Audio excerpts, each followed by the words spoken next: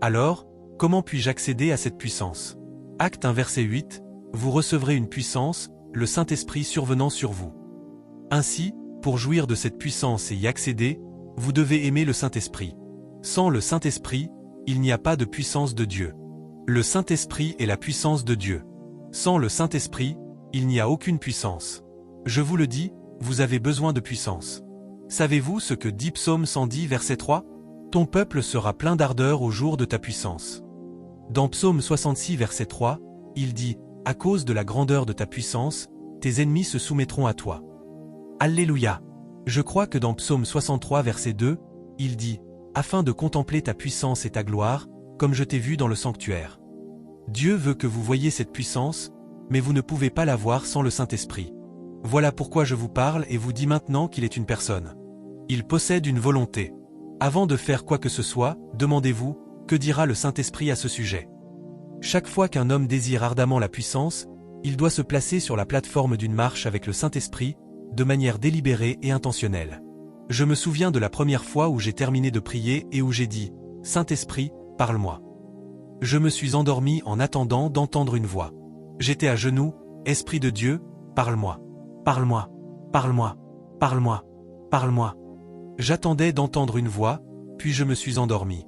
J'ai recommencé cela à plusieurs reprises, et je me suis encore endormi. Puis, un jour où je ne m'y attendais pas, j'ai entendu une voix. J'ai regardé autour de moi, et depuis ce jour-là, il n'a cessé de me parler. Vous devez désirer le Saint-Esprit.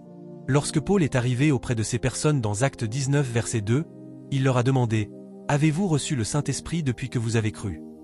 Ils ont répondu à Paul, « Nous ne savons rien au sujet du Saint-Esprit. » Il leur a alors demandé, « De quel baptême avez-vous donc été baptisés ?» Ils ont répondu, « Du baptême de Jean. » Beaucoup de personnes sont dans l'Église, mais elles n'ont pas le Saint-Esprit. Vous parlez en langue, mais vous n'entendez pourtant pas la voix de Dieu. Rien ne vous conduit. Rien ne vous dirige. Lorsque vous avez le Saint-Esprit, vous ne pouvez jamais vous ennuyer. Certains disent, « Je m'ennuie. Je m'ennuie. » Moi, je ne m'ennuie pas. Je ne m'ennuie jamais. Quelqu'un m'a demandé, « Comment peux-tu rester à l'intérieur pendant plusieurs jours sans t'ennuyer ?» J'ai répondu, « M'ennuyer ? Je ne m'ennuie jamais. Lorsque vous avez le Consolateur, vous ne vous ennuyez pas. Il est là et il vous parle. Je ne m'ennuie jamais. Je ne suis jamais déprimé. » Un prédicateur m'a parlé hier et m'a demandé, « Comment vas-tu » Il traversait lui-même une situation difficile. Il m'a donc dit, « J'ai besoin de te parler. » J'ai répondu, « Quoi ? Que veux-tu » Il m'a dit, « Parle-moi simplement. Encourage-moi. » J'ai demandé, « Pourquoi ? Pourquoi personne ne m'encourage-t-il, moi ?» Il a répondu, « Parce que tu es un exemple de force. » Comment fais-tu cela ?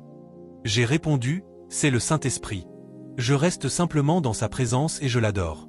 Il y a ce réconfort qu'il donne. Il y a cette assurance qu'il donne. Il y a cette paix qu'il donne. C'est cela, le Saint-Esprit. Toutes ces choses, la dépression, le découragement, la confusion, la compression, l'impression, tout cela existe parce que vous manquez d'intimité avec lui. Lorsque vous êtes avec lui et que tout est en train de trembler autour de vous, vous vous demandez pourquoi vous restez aussi calme. 2 de mes fils, des fils du prophète, sont venus me voir dans mon bureau parce qu'ils voulaient me parler. Je leur ai dit, « Parlez ». Ils m'ont demandé de faire sortir tout le monde. Tout le monde est sorti, puis ils m'ont dit qu'ils étaient inquiets. Je leur ai demandé, « Pourquoi ? Pourquoi êtes-vous inquiets ?» L'un d'eux m'a répondu, « Nous sommes inquiets parce que vous ne l'êtes pas. » J'ai demandé, « Que voulez-vous dire par là ?» Ils ont répondu, « Nous sommes inquiets de voir que vous ne vous inquiétez jamais. Nous avons simplement l'impression que ce n'est pas normal. Vous devriez au moins être humain. » J'ai répondu, « Même moi, je ne sais pas pourquoi je ne suis pas inquiet. » Lorsque le Saint-Esprit est présent, il vous parle, et une seule parole venant de lui suffit. Son ministère principal est celui de consolateur. Avez-vous reçu le Saint-Esprit depuis que vous avez cru ? Il y a des personnes qui doivent comprendre que recevoir le Saint-Esprit se fait par la foi, mais que marcher avec lui est intentionnel. Que dites-vous ? Saint-Esprit, j'ai besoin de toi. Vous voyez, il est dit qu'aucun homme ne demande un poisson au Père pour recevoir une pierre. Vous pouvez parler au Saint-Esprit. J'ai dit à mes enfants, écoutez, parlez-lui comme à un ami. Dites-lui, Saint-Esprit, je veux faire ceci. Qu'en dis-tu ? Vous n'entendrez peut-être pas nécessairement une voix. Il commence par parler à votre esprit. Il commence par parler à votre esprit. Avez-vous reçu le Saint-Esprit? Ce qui fait de vous un chrétien, c'est le Saint-Esprit. Jésus a dit, ou plutôt Paul, dans Romains 8 verset 9, a dit que si un homme n'a pas l'Esprit de Dieu, il ne lui appartient pas. Voilà ce qui fait de vous un chrétien. Si vous n'avez pas le Saint-Esprit, vous n'êtes pas chrétien. Pour vous, vous ne vivez pas selon la chair, mais selon l'Esprit, si du moins l'Esprit de Dieu habite en vous. Si quelqu'un n'a pas l'Esprit de Christ, il ne lui appartient pas. N'est-ce pas ce qui est écrit? Alors, qu'est-ce qui définit un chrétien? C'est une personne qui possède l'Esprit de Dieu. Ce n'est pas simplement quelqu'un qui fréquente une église. Ce n'est pas quelqu'un qui porte seulement un prénom chrétien. Vous demandez à une personne, « Êtes-vous chrétien ?» Elle répond, « Oui ». Vous lui demandez, « Quel est votre prénom chrétien ?» Elle répond, « Jacob ». Parmi tous les noms possibles, Jacob. Quel est votre prénom chrétien? Élie, comme le prophète Élie. Mais ce qui compte, c'est l'Esprit de Dieu. Je vous dis donc ceci, monsieur. Vos problèmes deviendront minimes le jour où vous commencerez à marcher avec le Saint-Esprit. Lorsque vous commencerez à marcher avec le Saint-Esprit, vos problèmes diminueront. Vous savez comment cela se passe. Vous allez partout où vous voulez aller, vous restez partout où vous voulez rester et vous faites tout ce que vous voulez. Non, monsieur. Lorsque vous avez le Saint-Esprit, il vous dirige. Il vous dit ce que vous devez dire. Il vous dit quand vous devez parler. Voilà le Saint-Esprit. Beaucoup de personnes sont dans l'Église, mais elles ne sont pas en Christ, parce qu'elles n'ont pas le Saint-Esprit. Puis-je le répéter? Beaucoup de personnes sont dans l'Église, mais elles ne sont pas en Christ, parce qu'elles n'ont pas le Saint-Esprit. Levez la main droite et dites, Saint-Esprit. Saint-Esprit. Aujourd'hui, aujourd'hui, aujourd'hui. Aujourd'hui, je m'ouvre à toi. Je m'ouvre à toi. J'ai besoin de toi. J'ai besoin de toi. J'ai besoin de toi. J'ai besoin de toi dans ma vie. Dans ma vie. Alléluia. Ainsi, pour avoir cette puissance, vous devez entretenir une relation avec le Saint-Esprit. Une véritable relation, et non simplement faire le signe de la croix. Je n'ai rien contre cela, mais enfin. Vous voulez manger? Amen. Amen. J'ai un problème ici. J'ai un problème ici. Le plus grand se trouve ici. Amen. Non. Il n'y a rien de mal à cela. Il n'y a rien de mal dans toutes ces pratiques, d'accord? Je ne suis pas contre cela, mais je dis que la réalité va bien au-delà. Il faut une connaissance expérimentale. Même un criminel peut faire ce geste. Le savez-vous? J'ai vu un politicien qui s'apprêtait à voter, un homme qui avait déjà planifié de truquer cette élection. Il voulait déposer son bulletin et il a fait le signe de la croix. J'ai dit, quelqu'un qui a planifié de truquer une élection est en train de faire un signe. Ce n'est pas un signe, c'est un symbole, car le véritable signe de la croix, c'est le Saint-Esprit. Ce geste est un symbole de la croix, mais ce n'est pas le signe de la croix. Connaissez-vous le Saint-Esprit? Comment pouvez-vous être dans l'Église alors que l'Esprit n'est pas en vous? Il ne vous dirige pas. Il ne vous conduit pas.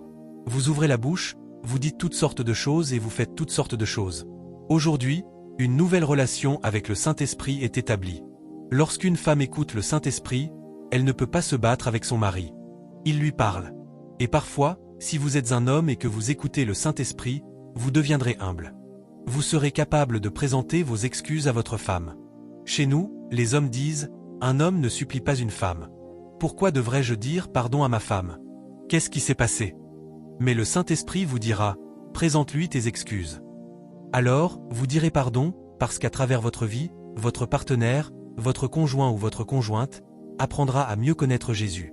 Nous apprenons davantage à connaître Jésus. Nous apprenons davantage. Il y a des moments où je remarque simplement, au son de sa voix, qu'elle n'est pas heureuse. Je lui envoie alors un message pour lui dire, « Tu n'as pas l'air heureuse. Je ne sais pas ce qui se passe, mais ne sois pas en colère. » Elle me répond, « Non, non, non, cela ne te concerne pas.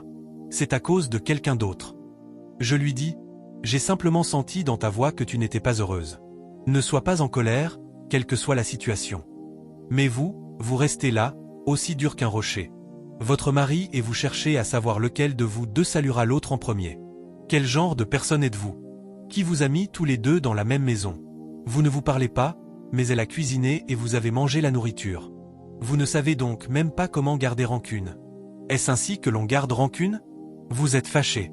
Elle cuisine la nourriture et la laisse sur la table, puis elle s'en va. Vous arrivez, vous ouvrez le plat, vous mangez, vous laissez l'assiette et vous partez. Elle revient ensuite et débarrasse l'assiette. Vous êtes déjà en train de communiquer. Cela s'appelle la communication non verbale. Vous avez déjà communiqué. Est-ce ainsi que l'on garde rancune? Pour garder correctement rancune, une véritable rancune, laissez-moi vous enseigner. Vous voulez garder rancune? Laissez-moi vous expliquer. Lorsque vous êtes en colère contre quelqu'un et que vous ne voulez plus jamais voir cette personne, vous mourrez. Voilà ce qu'est la rancune. Vous mourrez simplement. Vous dites, je ne veux plus jamais te voir. Je quitte ce monde. Et vous partez. Là, nous saurons vraiment que vous gardiez rancune. Vous perdez votre temps. C'est un gaspillage d'énergie lorsque vous avez des personnes auxquelles vous ne parlez pas et des personnes que vous ne saluez pas. Le Saint-Esprit ne vous permettra pas d'agir ainsi. Non, il ne vous le permettra pas. Il y a des personnes auxquelles je ne veux pas parler dans ma vie, et j'ai toutes les raisons possibles. Je peux personnellement dresser la liste de ces raisons. J'ai des raisons pour lesquelles je ne veux pas parler à cette personne. J'ai mes raisons. Mais le Saint-Esprit me dit, parle-lui. Je réponds, ah, Saint-Esprit, peut-être que tu ne te souviens pas. Laisse-moi te rappeler ce qui s'est passé. Il me dit, oublie cela. Parle-lui. Il dit, ces mêmes personnes ont crié, crucifie-le. Ce sont les mêmes personnes qui m'ont cloué à la croix. Il m'a dit, mon fils, lorsque j'étais sur la croix, qui as-tu vu autour de moi? Tous mes disciples m'avaient abandonné. Ils s'étaient enfuis. Pourtant, lorsque je suis apparu après ma résurrection, ce sont eux que je suis allé voir en premier. Imaginez que ce soit moi. Des disciples que j'ai hébergés et supportés pendant 3 ans et demi. Quelque chose m'arrive et ils s'enfuient tous. Lorsque je leur apparais, je commence d'abord par une gifle. Vous savez, puisque j'entre dans la pièce comme un esprit, ils ne sauront même pas d'où vient la gifle. Je donne simplement une gifle à chacun d'eux. Au moment où ils se retournent en demandant « Que se passe-t-il ?», une autre gifle arrive. Je continue ainsi pendant environ 30 minutes, puis je dis « Asseyez-vous ». Ensuite, je commence « Toi, toi ». Mais lorsque Jésus leur est apparu, il n'a même pas parlé de ce qu'ils avaient fait. Il n'y a même pas fait référence. Monsieur, nous avons besoin du Saint-Esprit. Pour que notre marche avec Dieu soit épanouissante et passionnante, nous devons marcher selon l'Esprit. La Bible dit « Marchez selon l'Esprit, et vous n'accomplirez pas les désirs de la chair » dans Galates chapitre 5. C'est donc la première chose que nous devons faire si nous voulons comprendre l'intimité. Dites à quelqu'un « Marche avec le Saint-Esprit ». Paul a dit « La raison pour laquelle je suis devenu ce que je suis, c'est que j'ai fait quelque chose. J'ai compris que je devais le connaître, et je suis passé par 3 processus. Tout d'abord, il désirait ardemment la puissance de sa résurrection. Deuxièmement, la communion de ses souffrances. Monsieur, la communion de ses souffrances. Je vais dire ici quelque chose que vous n'aimerez peut-être pas entendre, mais écoutez-moi tous. Pour servir véritablement ce Dieu, vous souffrirez la persécution. Lorsque vous vous dirigez quelque part, vous devez traverser quelque chose, à moins que vous n'alliez nulle part. Pour parvenir quelque part, vous devez passer par quelque chose. Regardez Job. C'était un grand homme en Orient. Dieu voulait faire passer Job au niveau supérieur. Job était le plus grand de tous les hommes de l'Orient. Dieu a dit, « Non, je veux faire de lui le plus grand homme de toute la terre. » Comment cela s'est-il produit? Il a traversé des épreuves. Il a perdu ses enfants. Sa femme l'a abandonné. Ses enfants ont été frappés, 7 fils et 3 filles. Il a perdu tous ses animaux. Sa source de revenus a été frappée. Seule sa femme n'a pas été frappée, parce qu'elle était elle-même une affliction. Pourquoi riez-vous? Comment peut-on affliger une affliction? Satan ne lui a pas causé de problème, parce qu'elle était elle-même le diable. Lui créer des problèmes aurait été un gaspillage d'énergie. Et Job a traversé tout cela. Monsieur, permettez-moi de vous dire certaines choses. Il existe certains traits de caractère, certaines vertus et certaines valeurs que seule la souffrance fait ressortir. Il ne se révèle pas dans le plaisir. Il se révèle dans la trahison. Il se révèle lorsque l'on vous poignarde dans le dos. Il se révèle lorsque l'on vous insulte et que l'on vous donne toutes sortes de noms. Vous dites, « Je suis émotif. Je suis émotif. » Votre esprit deviendra fort lorsqu'on vous secouera. Vous serez surpris de constater que les choses qui vous faisaient autrefois pleurer ne vous font maintenant que sourire. Pourquoi? Parce que vous avez souffert. Autrefois, au moindre problème, vous criez « et ». Mais maintenant, lorsque cela arrive, vous souriez simplement. Vous n'êtes même plus troublé. Vous avez souffert. Tous ceux qui veulent vivre pieusement dans ce monde doivent souffrir la persécution. 2 Timothée 3 verset 12. 2 Timothée 3 verset 12. Cela ne ressemble peut-être pas à ce que vous voulez entendre. Mais s'il y a de la grandeur devant vous, monsieur, vous devez souffrir. Ne laissez personne vous mentir à ce sujet. Or, tous ceux qui veulent vivre pieusement en Jésus-Christ seront persécutés. Affichez la traduction e-message. Vous voulez vivre pieusement en Christ? Quiconque veut vivre entièrement pour Christ doit s'attendre à beaucoup de difficultés. Il n'existe aucun moyen d'y échapper. Dans votre bureau, on vous donnera toutes sortes de noms. Vos voisins vous donneront toutes sortes de noms. Ils ne vous insultent pas parce que vous êtes un fauteur de troubles. Cela, c'est autre chose. Ils le font parce que vous suivez Jésus. Monsieur, il y a beaucoup de choses. Écoutez-moi. Permettez-moi d'être très honnête avec vous. Lorsque vous voulez véritablement marcher avec Dieu, vous devrez souffrir certaines choses dont vous ne pourrez pas sortir, même si vous priez, priez et priez encore. Dans ces situations, la prière vous donne seulement la force de les traverser. Il existe une période durant laquelle un homme devra attendre le fruit des entrailles. Il mettra en pratique toutes les prescriptions de l'Alliance, mais l'enfant ne viendra pas encore. Dieu veut lui enseigner une vertu et former son caractère, parce qu'il existe quelque chose de plus grand que le fruit des entrailles que Dieu lui réserve. Dieu se servira donc de cette attente du fruit des entrailles pour lui enseigner cette chose qui est plus grande que le fruit des entrailles. Lorsqu'il aura appris cette vertu et acquis ce caractère, Dieu lui donnera alors un bébé. Mais le plan initial de Dieu n'était pas simplement de lui donner un bébé. Son plan consistait à se servir de l'attente d'un enfant pour former son caractère, lui enseigner la patience et lui faire connaître ses véritables amis. Lorsque les gens se moquaient de lui et lorsqu'ils agissaient de certaines manières à son égard, Dieu se servait de tout cela pour lui enseigner toutes ces choses. Lorsqu'il aura grandi et appris toutes ces leçons, Dieu lui dira alors, « Maintenant, prends ton bébé. La raison pour laquelle j'ai retenu cet enfant loin de toi pendant un temps était de t'enseigner ce caractère. » J'espère que vous suivez ce que je suis en train de dire. Joseph possédait le don des rêves, et Dieu a vu que ce jeune homme était confus.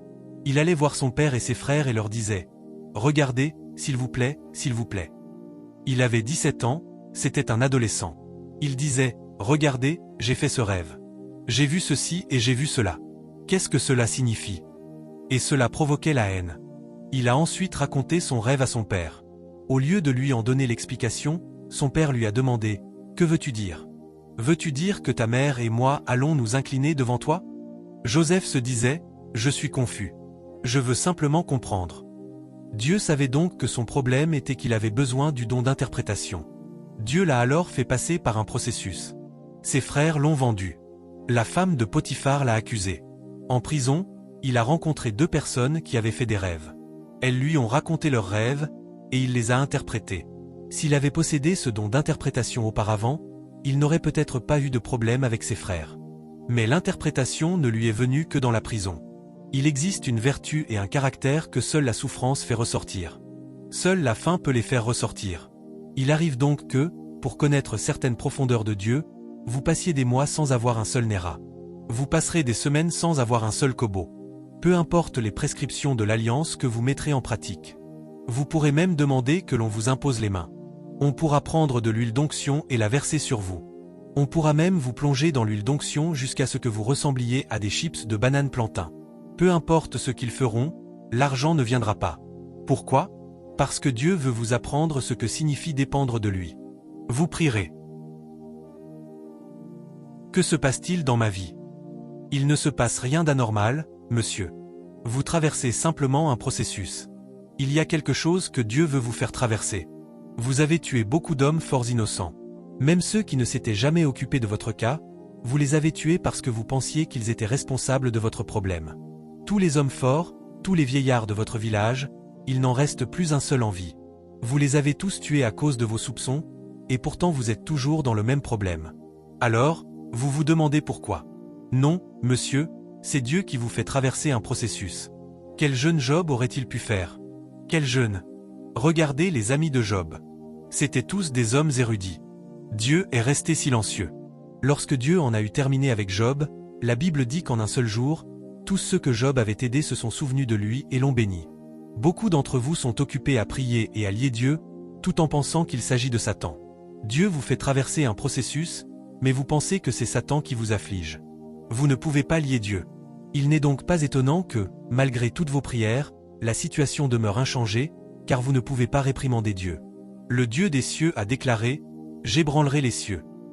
Il peut aussi ébranler les hommes. Si Dieu dit, « J'ébranlerai les cieux et j'ébranlerai la terre », pensez-vous qu'il ne peut pas vous ébranler, vous aussi? Lorsque Dieu possède un plan, un grand plan pour votre vie, et que l'onction de Dieu vient sur vous avec une grande intensité, la première chose qu'elle fait, c'est de vous plonger dans la confusion. Une onction qui ne peut pas vous plonger dans la confusion ne peut pas vous élever.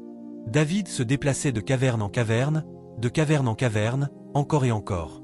Vous allez ici, puis vous allez là. Vous vous déplacez ici, puis vous vous déplacez ailleurs. Car c'est dans la confusion que vous arrivez au bout de vous-même. C'est dans la confusion que vous arrivez au bout de vous-même. Vous commencez alors à apprendre à dépendre de Dieu. Et lorsque vous avez enfin appris à dépendre de Dieu, c'est à ce moment-là que Dieu intervient. Il est dit, confie-toi en l'Éternel, ton Dieu, de tout ton cœur, et ne t'appuie pas sur ta propre intelligence. Tant que vous avez encore quelque chose que vous calculez et que vous essayez de comprendre par vous-même, vous n'avez pas encore appris la leçon que Dieu veut vous enseigner. Dieu m'a dit quelque chose. Il m'a dit, sais-tu pourquoi je fais passer les hommes par des combats? C'est parce que je veux les façonner. Je veux les modeler. Ainsi, certains d'entre vous qui prient maintenant doivent simplement dire au Seigneur, que ma volonté ne soit pas faite, mais que ta volonté soit faite. Ce n'est pas toujours beau, monsieur. Lorsque Dieu veut faire de vous une personne qui ne sera pas ordinaire, lorsque Dieu veut faire de vous un champion, alors vous traversez certaines choses. Vous regardez la vie des autres et vous dites, pourquoi ma vie est-elle différente? Pourquoi ma propre vie est-elle différente? Pourquoi ma vie semble-t-elle pire que celle des autres? C'est parce qu'il y a quelque chose de grand attaché à votre vie. Est-ce que je communique avec quelqu'un ici? Il y a quelque chose de grand attaché à votre vie. Il y a quelque chose de grand attaché à votre vie. À une certaine époque, j'allais à la salle de sport. Quelqu'un m'a appelé et m'a dit, arrête d'aller à la salle de sport et commence à courir. J'ai demandé, courir jusqu'où? Il m'a répondu, cours simplement. Continue simplement à courir. Laisse la salle de sport et cours. J'ai dit, d'accord. Un jour, j'ai voyagé à l'étranger et j'ai commencé à courir. Je courais, puis je revenais. Je repartais courir, puis je revenais. Un jour, pendant que je courais, je me suis arrêté et je me suis demandé, qui me poursuit? Je me suis simplement retourné pour rentrer m'asseoir. Je courais sans aucune raison. Je me réveillais et je me mettais à courir, courir et courir. Je courais, puis j'allais tenir quelques réunions. Un jour, tôt le matin, je courais. Je crois que j'étais en Amérique ou dans un autre pays. Je courais tôt le matin, puis je me suis soudainement arrêté et j'ai dit, attendez, qui est en train de me poursuivre? Pourquoi suis-je en train de courir? J'ai dit, tous les mouvements que je fais déjà sur l'autel ne sont-ils pas suffisants? Dois-je encore courir? Est-ce que je communique avec quelqu'un ici? Tous ceux qui doivent m'écouter, écoutez-moi. Jeune fille, il arrive que vous ayez tellement dépendu des hommes que Dieu permette qu'ils vous brisent le cœur. Ils le briseront, le briseront, le briseront et le briseront encore. À la fin, il ne restera même plus de cœur à briser. Ils commenceront alors à vous briser les côtes. C'est parce que vous ne savez pas rester tranquille. Vous ne savez pas simplement vivre normalement. Vous aimez être amoureuse. Vous aimez l'amour, l'amour et encore l'amour. Vous ne pouvez tout simplement pas rester seul. Vous aimez constamment quelqu'un. Il n'y a jamais eu un seul moment de votre vie où vous avez été seul. Mais vous ne savez pas ce que la solitude peut produire dans la vie d'une personne. Dieu, lui, le sait. C'est pour cette raison que vous n'avez jamais été sérieuse. Vous n'avez jamais accompli quoi que ce soit. Vous ne vous êtes jamais pleinement découverte. Dieu permettra donc que certaines personnes vous brisent le cœur ou vous mentent. Vous direz, ah, les choses ne se passeront jamais bien pour toi. Mais les choses se passeront bien pour lui. Oui, les choses se passeront bien pour lui. Cet homme était un messager envoyé par Dieu. Je suis sérieux. Il y a beaucoup de personnes que vous pensez avoir été envoyées par le diable, alors que Dieu a permis qu'elles croisent votre chemin. Même lorsque les gens vous tiraient l'oreille pour vous dire « Fais attention, fais attention, fais attention », vous répondiez « Non, c'est faux. Je sais ce que je fais. Je sais ce que je fais. Je sais ce que je fais. Je sais exactement ce que je fais. » Dieu a alors dit « Aucun problème. » Dieu a donc amené cette première personne sur votre chemin. Vous avez rencontré cette jeune fille. Vous l'aimiez, mais elle vous a montré certains traits de caractère. Lorsqu'elle est finalement partie, votre compte bancaire était vide. Vous aviez vendu votre téléphone. Vous aviez vendu votre moto, cette moto que vous aimiez tellement. Vous avez vendu cette moto vous-même, les yeux grands ouverts. Vous avez vendu votre moto et vous avez vendu votre téléphone. Lorsque vous l'avez rencontré, vous utilisiez un iPhone. Maintenant, vous utilisez un petit téléphone en plastique maintenu par un élastique. Vous avez tout vendu, et après tout cela, elle vous a quand même quitté. Lorsqu'elle est partie, vous avez crié « Ah, les femmes. Ah, les femmes. Vous avez dit, les femmes. Après avoir vendu votre moto, vous vous êtes encore retourné, et Dieu vous a dit, tu n'as pas encore appris. Entre dans une autre relation. Et vous êtes entré de nouveau. Cette fois-ci, vous aviez oublié qu'il vous restait encore le chargeur. Vous avez donc vendu le chargeur. Vous avez vendu, vendu et vendu. Vous avez tout vendu. Après avoir fait tout cela, après être passé par 2 ou 3 expériences semblables et avoir vendu toutes vos affaires, lorsque le pasteur prêche maintenant contre l'immoralité, vous dites, l'immoralité, quoi? Cette personne ne me comprend pas. Moi, je suis discipliné. C'est faux. C'est la faim qui vous a montré de quel bois elle se chauffe. Vous avez traversé certaines choses. Il existe des personnes qui ne seront pas délivrées par de simples paroles. Dieu doit leur faire traverser certaines expériences. Vous voyez maintenant une jeune femme qui, auparavant, suivait toutes les dernières tendances. Vous lui demandez, que s'est-il passé? Elle ne se maquille plus. Tous ses vêtements sont maintenant négligés. Vous la voyez porter n'importe quel vêtement. Tous ses vêtements personnels, elle les a brûlés, tous. Oh, 15, boum. Maintenant, elle vient à l'église en tenant sa Bible comme ceci. Vous lui demandez, ma sœur, as-tu une rencontre avec Dieu? Elle répond, oui. Oh, les hommes sont terribles. Oh, Dieu, Dieu, Dieu. Elle dit, les hommes. Ainsi, lorsque les gens la voient maintenant vaquer à ses occupations et qu'un homme lui dit, bonjour, ma chérie, elle répond, oh, moi, je ne connais que Jésus. Lui seul est fiable. Seul Jésus est digne de confiance. Seul Jésus. Les hommes. Je sais désormais que je ne peux jamais placer ma confiance dans un homme. Est-ce que je parle à quelqu'un ici? Il existe donc certaines souffrances et certaines périodes de pénurie. Aujourd'hui, je vous parle à partir de mon expérience et de mes années dans le ministère. Pensez-vous que Jésus voulait subir cette humiliation? Ces mêmes personnes qui l'appelaient « Maître » se sont ensuite mises à lui parler avec mépris. Elles l'ont dépouillé de ses vêtements et ont placé ses mains sur la croix. Pensez-vous qu'il voulait vivre cela? Lorsqu'il a vu la honte qui l'attendait, il a dit « Ah, si telle est ta volonté. Que personne ne vous mente en vous disant que vous ne souffrirez jamais. Je pourrais vous dire, vous ne souffrirez pas. C'est une bonne chose à dire. Cela paraît positif. Vous ne souffrirez pas. Vous ne souffrirez plus à partir d'aujourd'hui. Vous ne souffrirez pas. Lorsque je termine, vous rentrez chez vous et vous avez faim. Mais vous dites, papa a pourtant dit que nous ne souffririons pas. Pourtant, il n'y a aucune nourriture dans cette maison. Suivez-vous ce que je suis en train de dire? Il n'y a actuellement aucune nourriture dans cette maison. On vous a dit que vous ne souffririez pas, mais il n'y a toujours pas de nourriture. Cependant, il y a une bonne nouvelle. Si vous souffrez avec lui, vous régnerez aussi avec lui. 2 Timothée 2 verset 12. Si nous souffrons avec lui, nous régnerons aussi avec lui. Paul a dit, je considère toute chose comme une perte. Philippiens 3 verset 8, je considère toute chose comme une perte. 1 Pierre 4 verset 16. 1 Pierre 4 verset 16. 1 Pierre 4 verset 16, si quelqu'un souffre comme chrétien, qu'il n'en ait point honte, mais qu'il glorifie Dieu à cause de ce nom. Donnez-moi la traduction au message. Si quelqu'un souffre comme chrétien, qu'il n'en ait point honte. Il est dit, mais si c'est parce que vous êtes chrétien, n'y réfléchissez même pas une seconde. Soyez fiers du statut distingué que reflète ce nom, chrétien. Certains d'entre vous viennent de familles qui vous ont rejeté et mis à l'écart. C'est une bonne chose. Dieu veut vous faire payer les frais de scolarité de votre grandeur. Ainsi, lorsque vous connaîtrez l'élévation demain, les gens diront, oh, nous nous souvenons de l'époque où elle avait été rejetée. Vous avez donné le meilleur de vous-même dans une relation, et cette personne vous a brisé le cœur. Dieu veut vous préparer à rencontrer le bon homme qui arrive, afin que vous sachiez comment le garder précieusement. Vous êtes un jeune homme. Vous avez traversé toutes sortes de relations abusives. Lorsque Dieu vous donnera finalement une femme selon son cœur, vous saurez comment la chérir. 1 Pierre 5 verset 10 parle du Dieu de toute grâce. Il dit qu'après que vous aurez souffert un peu de temps, il vous affermira. Vous ne pouvez donc pas être établi avant d'avoir souffert.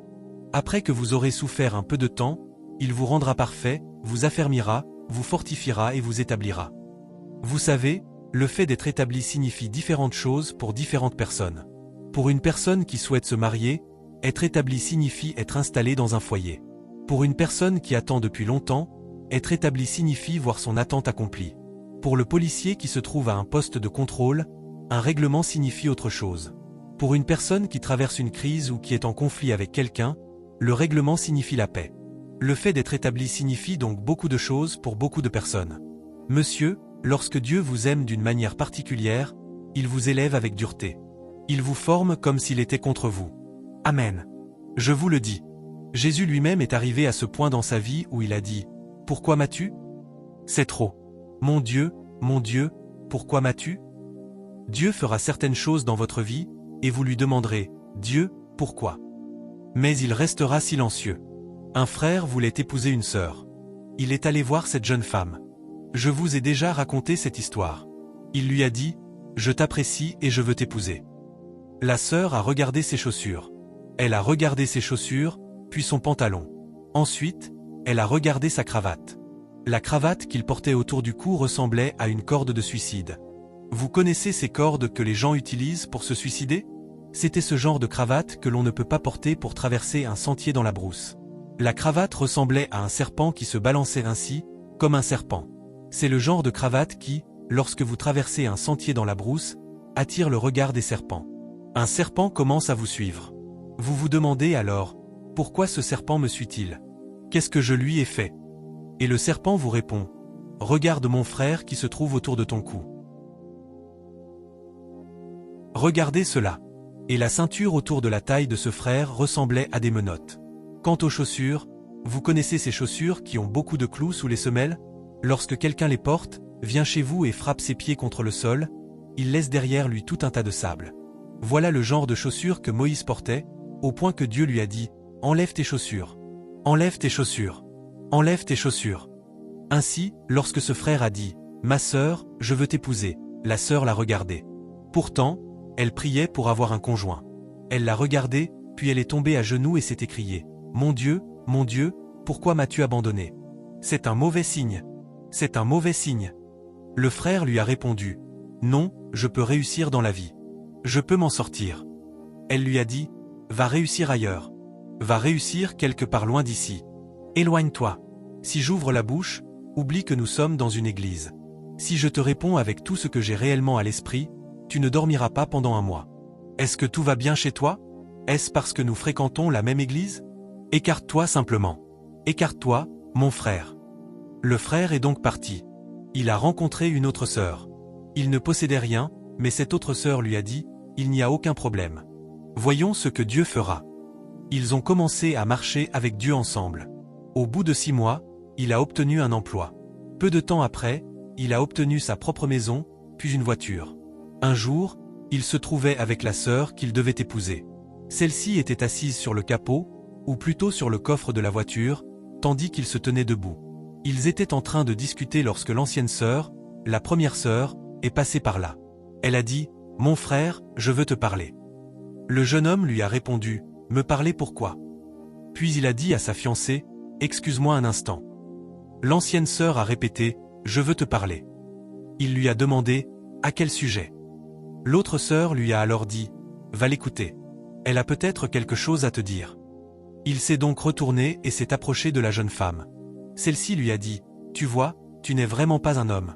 Tu es venu me voir, je t'ai dit non une seule fois, et tu n'as même pas essayé de revenir. Tu n'es pas un homme. » Lorsque l'Éternel ramena les captifs de Sion, nous étions comme ceux qui font un rêve. Il existe un temps pour souffrir. Permettez-moi de dire à quelqu'un « Après cette souffrance, Dieu vous établira. » Dieu vous établira. Oh, vous ne le dites pas. Après cette souffrance, Dieu vous établira. Je serai établi. Après cette souffrance, Dieu vous établira. Dites-le à 2 autres personnes, après cette souffrance, Dieu vous établira. Alléluia. Qu'est-ce que je suis en train de vous dire? Mon frère, ma sœur, vous traversez quelque chose. Vous n'êtes pas en dehors de la volonté de Dieu. Vous êtes en plein dans sa volonté. Mais il y a une chose que vous devez savoir au milieu de ces épreuves, elles ne vous consumeront pas. Elles se termineront par des louanges. Il existe certaines choses que vous ne pourrez jamais apprendre avant d'avoir souffert. Tant qu'un homme, au Seigneur. Dans Hébreux 5 verset 8, il est dit, bien qu'il fût fils, il a appris l'obéissance par les choses qu'il a souffertes. Beaucoup d'entre vous ne veulent pas entendre cela parce qu'on vous a menti. On vous a dit, il met du beurre sur mon pain. Il met du sucre dans mon thé. Mais où se trouve la boulangerie? Pourtant, nombreuses sont les afflictions du juste. Nous sommes venus au christianisme et l'on nous a fait croire. Ah, suis simplement Jésus et tout se passera sans difficulté. Non. Il existe des moments où vous priez encore, et vous avez l'impression que le ciel est très éloigné. Il existe des moments où vous faites tout ce que vous pouvez. Voulez-vous connaître la vérité, monsieur? Certaines personnes traversent une période de leur vie durant laquelle elles ne possèdent aucun argent. C'est Dieu qui leur enseigne à lui faire confiance. À une certaine époque, pendant environ 2 ou 3 semaines, alors que nous étions en train de construire, l'argent a soudainement cessé d'entrer. Il n'y avait plus d'argent. Le projet s'est arrêté. Il s'est complètement arrêté. Je ne dis pas qu'il s'est arrêté parce que nous avions décidé de l'interrompre. Il s'est arrêté parce qu'il n'y avait plus de fonds. Je suis allé prier. Pendant que je priais, le Seigneur m'a parlé. Il m'a dit, « L'Église a aidé une personne que j'étais en train de former. » J'ai demandé, « Quoi ?» Il a mentionné le nom de cette personne.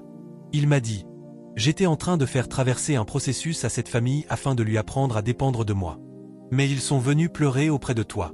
Tu as compté de l'argent et tu les as tirés de cette situation. » Il m'a dit, « J'ai donc retiré ton approvisionnement afin que tu ne viennes pas compromettre mon plan dans la vie de beaucoup d'autres personnes. » J'ai dit, « Père, miséricorde. Miséricorde. Vous savez, nous sommes des êtres humains. Nous essayons seulement de bien faire. » Il m'a dit, « Lorsque je ne t'ai donné aucune instruction, n'aide pas. » Pendant 2 semaines, j'ai dit, « Seigneur, miséricorde. Miséricorde. » Puis le flot de ressources est revenu. Quelques mois plus tard, soudainement, quelque chose s'est encore arrêté. Nous étions alors en train de construire cet endroit. Je demandais à Dieu, « Que se passe-t-il » Dieu m'a dit, « Tu as commis 2 péchés. » J'ai demandé, « Lequel ai-je encore commis » Il a mentionné une autre personne qu'il disait que j'avais aidé à partir à l'étranger. Il m'a dit, « Sa destinée ne se trouve pas à l'étranger. Il aime y aller, mais ce n'est pas là que se trouve sa destinée. Pourtant, tu lui as donné les moyens d'y aller. Il reviendra les mains vides. » Il m'a ensuite parlé de la deuxième chose. Il m'a dit, « Tu avais des amis qui sont venus te voir, et tu les as conduits ici en leur disant, « Venez voir l'église que je suis en train de construire. » Il m'a dit, « Puisque c'est toi qui construis, je me suis retiré. Car c'est moi qui ai déclaré, je bâtirai mon église. Mais toi, tu es maintenant en train de bâtir ton église. Puisqu'il s'agit de ton église, construis-la donc toi-même. » J'ai appelé mon ami et je lui ai demandé, « Où es-tu » Il m'a répondu, « Je suis à Lagos. » Je lui ai dit, « Prends un avion et viens ici. » Il m'a demandé, « Pourquoi » J'ai répondu, « Viens simplement. » Il a encore demandé, « Pourquoi » Je lui ai dit, « Je vais acheter ton billet. Viens. » Lorsqu'il est arrivé, j'ai pris sa main ainsi que celle de sa femme et je leur ai dit, « Venez voir l'église que Dieu est en train de construire. » Il m'a demandé, « Papa, est-ce pour cela que vous nous avez demandé de venir ?» J'ai répondu, « Tu ne peux pas comprendre. Je suis dans les problèmes. Regardez l'église que Dieu est en train de bâtir. Regardez l'église que Dieu est en train de bâtir. Regardez l'église que Dieu est en train de bâtir. Regardez l'église. Regardez l'église que Dieu est en train de bâtir. » Il m'a répondu, « Mais nous l'avons déjà vue. » J'ai dit, « Regardez-la maintenant. C'est Dieu qui l'a bâtie. C'est Dieu. Ce n'est pas moi qui l'a bâtie. » Quelqu'un a dit, « Ce n'est pas vous. » J'ai répondu, « Non, ce n'est pas Oméga. » Il a dit, « C'est Oméga. Ce n'est pas vous. » J'ai répondu, « Vous ne comprenez pas. Ce n'est pas moi. C'est Dieu. Dieu est en train de bâtir. Dieu est en train de bâtir. Dieu est en train de bâtir. Dieu est en train de bâtir. Dieu est en train de bâtir. Dieu. » J'ai ensuite dit, « D'accord. Quoi d'autre ? Vous pouvez maintenant repartir à Lagos. » Il m'a répondu, « Mais nous sommes venus de Lagos uniquement pour cela. » J'ai dit, « Ne vous inquiétez pas. Vous ne pouvez pas comprendre. » Je lui ai donné de l'argent, ils sont partis, et soudainement, les ressources ont recommencé à affluer. Depuis ce jour-là, lorsque des personnes viennent et me disent, « Regardez ce que vous avez fait », je réponds immédiatement, « Et ?» Lorsque Dieu vous a profondément humilié et formé, il existe certaines leçons que vous n'oubliez jamais. Je vous ai déjà raconté qu'un jour, le Seigneur m'a dit, « Prends un stylo et une feuille de papier. » Je vous ai déjà raconté cette histoire. Il m'a dit, « Maintenant, écris, je donnerai à Dieu la gloire. Je donnerai à Dieu toute la gloire. » Il m'a ensuite dit, « Ne colle pas les mots les uns aux autres. Écris-les distinctement. » Je l'ai fait. Puis il m'a dit, « Écris cette phrase 400 fois. » C'était énormément de travail. J'écrivais comme un enfant, « Je donnerai à Dieu toute la gloire. » J'ai écrit, écrit, écrit et encore écrit. J'avais des stylos entre les mains. J'écrivais, puis je comptais. Après avoir longtemps écrit, J'ai compté. Je n'étais arrivé qu'à 68. J'ai continué à écrire. Après avoir encore écrit, j'ai compté de nouveau. J'étais arrivé à un peu plus de 90. Après un certain temps, j'ai compté et j'étais arrivé à plus de 300. J'ai continué, puis j'ai compté de nouveau. 300 et quelque chose. J'ai poursuivi jusqu'à atteindre 4 cents. J'ai alors dit, « Seigneur, que dois-je faire maintenant ?» Il m'a répondu, « Déchire la feuille. » J'ai demandé, « Quoi ?» Il a dit, « Déchire-la. » Il m'a dit, « Tu vois tous les efforts que tu as fournis pour écrire tout cela ? Peu importe jusqu'où je t'aurai élevé, peu importe tout le travail que tu auras accompli dans le royaume, le jour où tu deviendras orgueilleux, de la même manière que tu déchires cette feuille, je te déchirerai. » Ainsi, lorsque les gens disent « L'apôtre est humble. L'apôtre entretient de bonnes relations avec tout le monde. Monsieur, vous ne comprenez pas.